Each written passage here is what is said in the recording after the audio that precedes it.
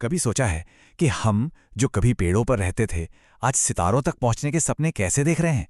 ये कहानी है हमारी एक ऐसे जानवर की जो कभी पेड़ों पर रहता था और आज आज वो सितारों तक पहुंचने के सपने देखता है।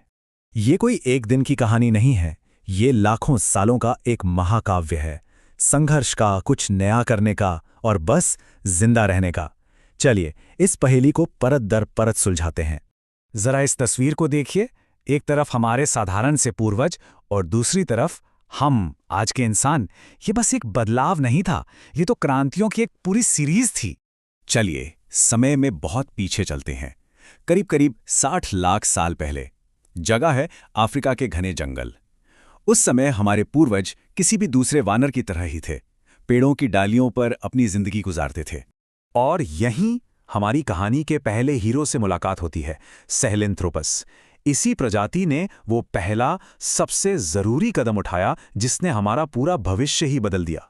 ये अपने 2 पैरों पर खड़े हो गए। अब देखिए, 2 पैरों पर चलना ये सिर्फ शरीर में आया एक छोटा मोटा बदलाव नहीं था। नहीं, ये एक बदलती हुई दुनिया के लिए एक बहुत ही हिम्मत भरा जवाब था। असल में ये उनके जिंदा रहने का शायद इकलौता तरीका था। तो हुआ ये कि मौसम बदल रहा था, जंगल सिकुड़ रहे थे। अब हमारे पूर्वजों को पेड़ों से नीचे उतरकर खुले मैदानों यानी सवाना में आना पड़ा। और वहां 2 पैरों पर खड़े होने से न सिर्फ वो शिकारियों को दूर से देख सकते थे, बल्कि सबसे बड़ी बात, उनके हाथ आजाद हो गए, कुछ बनाने के लिए, औजार इस्तेमाल करने के लिए। और अब कहानी में एंट्री होती है होमो इरेक्टस की, और इनके साथ आए 2 ऐसे आविष्कार जिन्होंने हमारे दिमाग के विकास को रॉकेट की स्पीड दे दी। वो थे पत्थर के औजार और आग। तो देखिए, करीब 20 लाख साल पहले होमो इरेक्टस ने पत्थर के औजार बनाने शुरू कर दिए थे। लेकिन असली गेम चेंजर वो आया लगभग 8 लाख साल पहले, जब उन्होंने आग पर काबू पाना सीख लिया। और ये एक ऐसी खोज थी जिसने सब कुछ, सचमुच सब कुछ बदल कर रख दिया। इस बात की अहमियत को हम जितना समझें कम है। आग सिर्फ गर्मी और रोशनी नहीं थी, वो हमारे दिमाग के विकास का इंजन थी जिसने हमें एक बिल्कुल नए रास्ते पर दौड़ा दिया। तो सवाल यह है कि आग ने ऐसा क्या जादू कर दिया।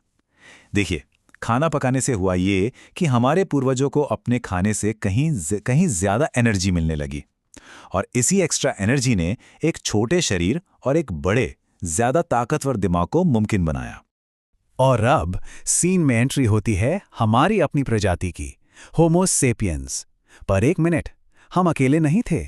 उस वक्त धरती पर इंसानों की और भी प्रजातियां थीं। तो सवाल ये उठता है कि हम कैसे बच गए और वो बाकी सब कहां चले गए। जरा सोच कर देखिए, एक ऐसी दुनिया के बारे में जहां एक नहीं बल्कि कई तरह के इंसान रहते थे। हमारा जिंदा रहना कोई पक्की बात नहीं थी। हमारे करीबी रिश्तेदार जैसे निएंडरथल, वो तो हमसे शरीर में कहीं ज्यादा मजबूत थे और ठंडे मौसम के लिए बेहतर तैयार थे। तो सीधी सी बात है, अगर बात जिस्मानी ताकत की होती तो निएंडरथल हमसे कहीं आगे थे। वो ज्यादा मजबूत थे, ज्यादा ताकतवर थे। तो फिर हमारी सीक्रेट सुपर पावर क्या थी? वो कौन सी एक चीज थी जिसने हमें उनसे आगे निकाल दिया? और इसका जवाब हमारी मांसपेशियों में नहीं था। हमारी असली ताकत थी कहानियां सुनाने में, अपने विचार एक दूसरे को बताने में, एक दूसरे के साथ संवाद करने में। हमारी जीत का राज था भाषा। भाषा या वो सुपर पावर थी जिसने हमें मिलकर बड़े बड़े शिकार की प्लानिंग करने की ताकत दी, बड़े बड़े समुदाय बनाने की ताकत दी। इसने हमें अपना ज्ञान एक पीढ़ी से दूसरी पीढ़ी तक पहुंचाने में मदद की। और सबसे कमाल की बात, इसने हमें हजारों की संख्या में एक साथ मिलकर काम करने के काबिल बनाया। ये एक ऐसी ताकत थी जिसका मुकाबला कोई और नहीं कर सकता था। तो चलिए, इस कमाल की यात्रा के जो सबसे बड़े पड़ाव थे, उन्हें एक बार फिर से जल्दी से देखते हैं। वो पड़ाव जिन्होंने हमें हम बनाया। सबकी शुरुआत हुई एक बहुत ही सरल लेकिन क्रांतिकारी कदम से, 2 पैरों पर चलना, जिसने हमारे हाथों को आजाद कर दिया। और फिर उन्हीं आजाद हाथों से हमने दुनिया को बदलना सीखा।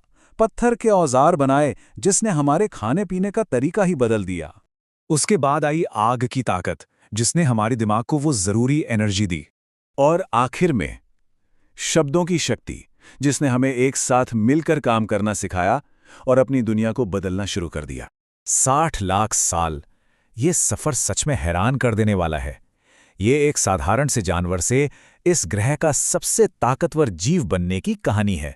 संघर्ष की, समझदारी की और लगातार बदलते रहने की कहानी।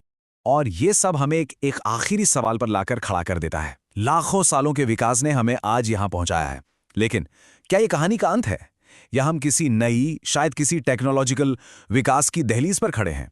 एक बात तो तय है, हमारी कहानी अभी खत्म नहीं हुई है।